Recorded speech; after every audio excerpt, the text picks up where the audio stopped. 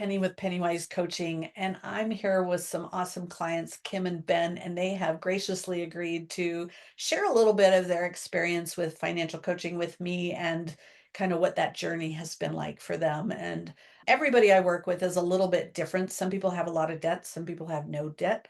And these folks didn't particularly have debt, but they somehow decided it might be helpful to get some support around this. So thank you guys so much for coming and chatting with me.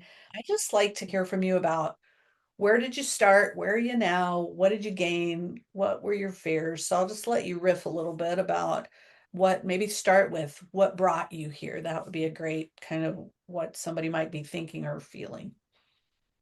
I think when we started working with you, we were at a place where we felt like our income was adequate, but at the end of every month found ourselves in a place where we were out of money. And we couldn't quite understand how that was happening over and over again. I think working with you helped us really figure out how to track our money better and to allocate our money. And so we went from a place of we're at zero every month to a place where we actually are actively saving money, and not just saving in a lump sum, but actually saving it for specific needs and goals. And I think for the first time in a long time, really feel like we have control over Yeah. money. Mm, It feels to me like a sort of act of mindfulness, right? That it was just, it would come in and then it would go out, and we never really knew where it was going. And just like working with you and with you, I think asking some really good questions, for us, it gave us the ability and the skills to actually pay attention to it. yeah. I remember when we got started, it's easy for people to go, oh, yeah, we don't buy anything extra. We're just living like normal, whatever. And then all of a sudden, the first month or two, you ran some numbers, you're like, ooh, we had some insight. If we ate out a lot more than we thought we did. Yeah, yeah. And I would say that's 90% of the people I work with Yeah. is because it's kind of like that death by a thousand cuts, right? Yeah. We don't feel the first one and it's, oh, we need to do this and we have to do that and we're busy and we can justify all day long why we're spending. But then Yeah. when you started setting a boundary and saying, okay, here's the amount we're okay eating out, let's say for that one category, that made a I shift. think that was a big part of this. Another one too, this is a behavior that working with you changed for us, is that we are a married couple. We communicate about all kinds of things, but I think around money, there were a lot of places where we were making assumptions about the other person's expenditures. And so by beginning to communicate more about how we are spending independently, as well as how we are planning for needed expenses and allocated money, that was a significant change. And It that was was a some, yeah, big deal. It yeah. was a big deal. We sat down at least every payday, and we'll say to each other now, like, how many times this week is the dog going to doggy daycare? And how Exactly. many times Yeah, Yeah. it makes a really big difference. yeah. Yeah. Yeah, and I think when you're busy and you guys have a younger child still and you're like, Mhm. it's easy to miss that part and just Yeah. go on autopilot. It's also easy to make very passive decisions, like that we're gonna stop at McDonald's on the way home because there's an immediate need. Yep. And we don't do that nearly as often as we used to. Yeah. So what have you changed to be able to avoid that? What's a little tip you would have that's helped you cut that? That is good. I think it's part of it is planning, and part of it is knowing in advance Yeah. that we're just not going to do this thing.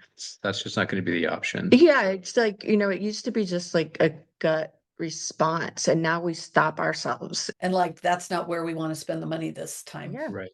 Yeah. Yeah. Because I know you Yeah. guys went and you've had some little getaways and stuff like that. And Mhm. Mhm.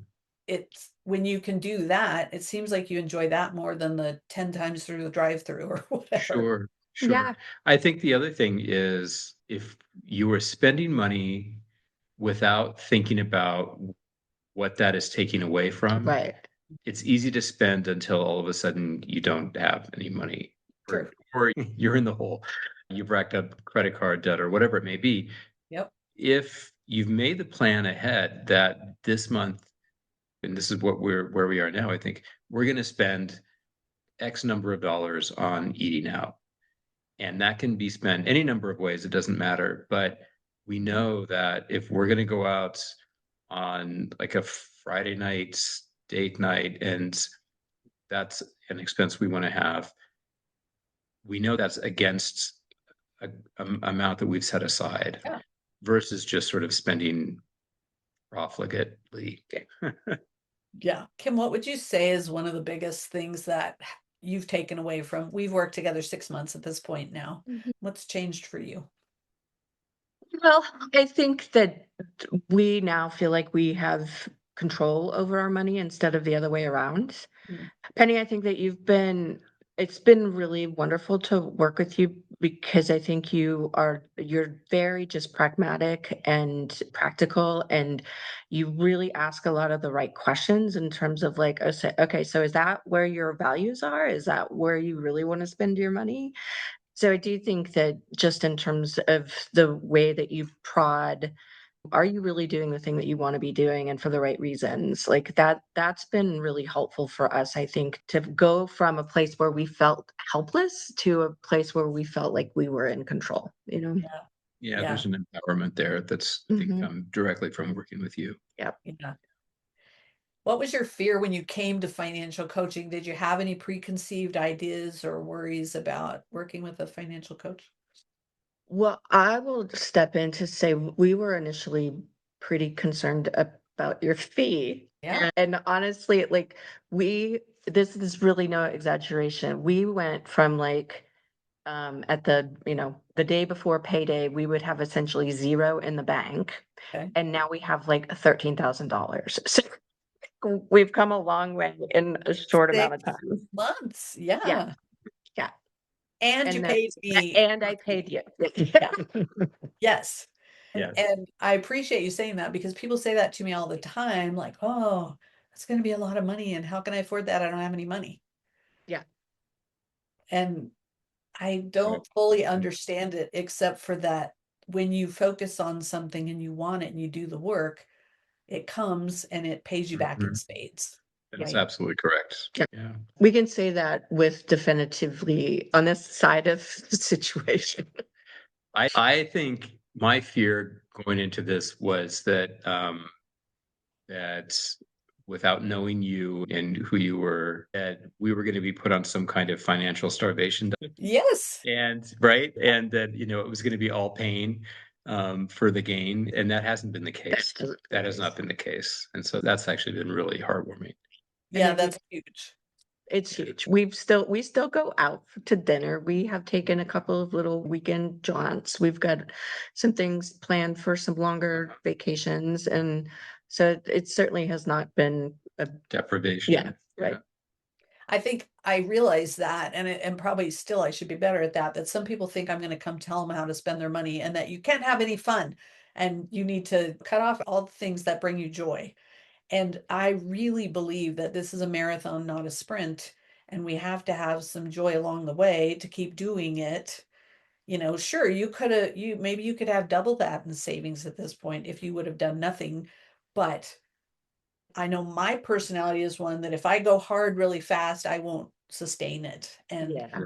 my goal for people is to create a process and a rhythm that is sustainable for the long haul. Because I really believe that you now do this until you die. I guess until you have so much money, you never have to look at it again. But Yeah. for the average middle class American, that's not where we're starting. We've talked about a lot with you guys, a lot of kind of holistic type stuff and big picture because we didn't have to micromanage the budgeting. So that was cool.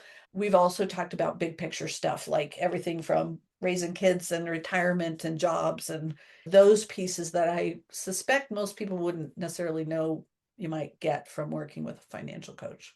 Do you have any feedback about that? I think, going back to what you just said a moment ago about it being a marathon and not a sprint, for us, I think it's easy to sort of get bogged down in those kind of short-term expenses and those things that are right in front of us. Yeah. And being able to really think about those longer term things, those expenses that maybe we're not going to be needing to spend that money now, but we need to start thinking about how we're going to have that money when we need to Yeah. spend it in the Mm. future is a significant part. I think that your style is far more about, sort of personal relationships, if you will. It's counseling in the way of like, what is your behavior and what is your relationship with each other? And yeah, there's much more to the sort of softer skills that I think that are part of working with you rather than just like, where do you invest your money? Yeah, Um, Yeah. thank you. I appreciate that because I think my social work background leans that way, right? And that mhm, it's not just about the numbers to me.